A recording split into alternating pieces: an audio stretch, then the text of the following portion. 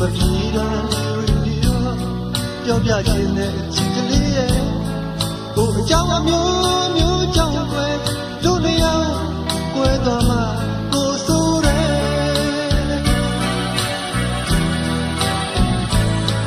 ရင်နာစရာစကားတွေ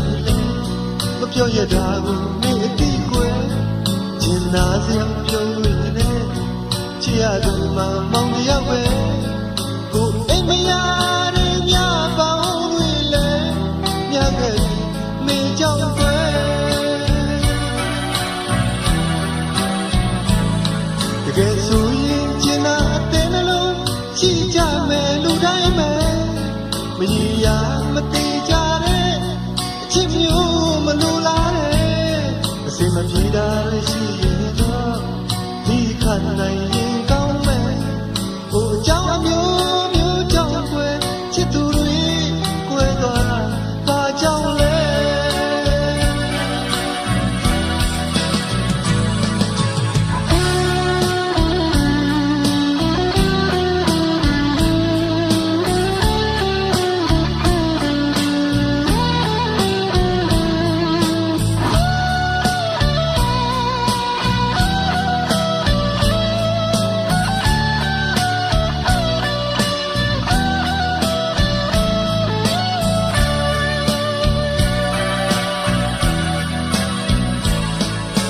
နာစရာစကား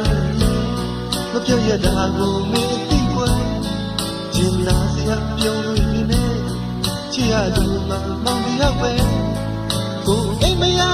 တဲ့ညပေါင်းတွေလည်းညခဲ့ပြီနေကြောင်ကွယ်